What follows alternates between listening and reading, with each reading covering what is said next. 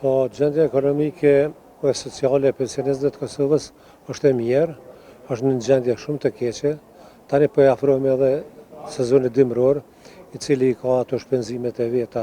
rutinore, janë nxemja, blerja e teshave, rrobave, librave, fletoreve për nipat e fëmijët. Dhe normalisht që është shumë e keqe. Po problemi më i madh është që nuk po merret kurkush me ta. Ju e dini që në këtë vit qeveria i ka dhënë ka 20 euro shtesë në pensionin bazik dhe e ka shku në mënyrë lineare për gjitha kategoritë, gjë që nuk është në rregull,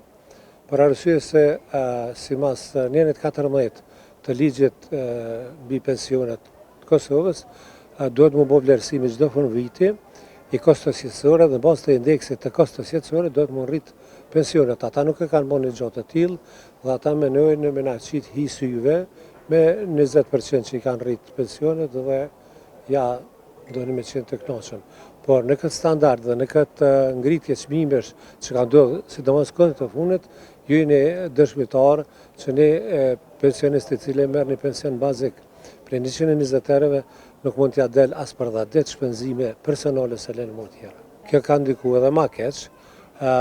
për ndryshe për neve pensionistët njëjtë, si ke qeveria, si s'ke. Bile ma mirë për njëhemi tash që s'është, sepse nuk kem fare shpresë që dikush ka më mbron me neve, atëherë shpresanim dhe zhgënjeshim sepse nuk merreshin me neve, dhe ja kështu jemi në një vend në mrem që vetëm për shasin, ajo ka ndikuar shumë sepse ju në dëshmitar që çmimet janë dyfishu prej vitet të kalum, shumica e artikujve themelor të jetës, çmimi tyne është dyfishu dhe nëse ata kanë mujt me ble tani gjëra për ushqim dhe për higjiene kështu me radhë, ata tani nuk kanë shansa të mendojnë për ato gjona sepse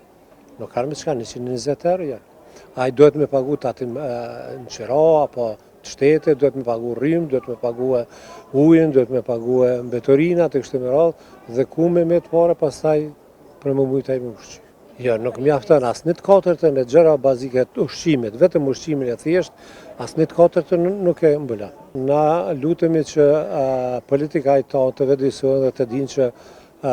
nuk shkan kështu me i natë shtëpia nuk mohat, po leti thrasin ndërgjegjes dhe mendjes dhe të marrin situatën dorë bashkarisht, jo vetëm dikush, të organizojnë zgjedhje të reja, të formojnë qeverinë dhe mos na humbin kohë, sepse përkundër tjerët që mund të mbije të diçka, kjo është kategoria më fragjile e shoqënisë tonë.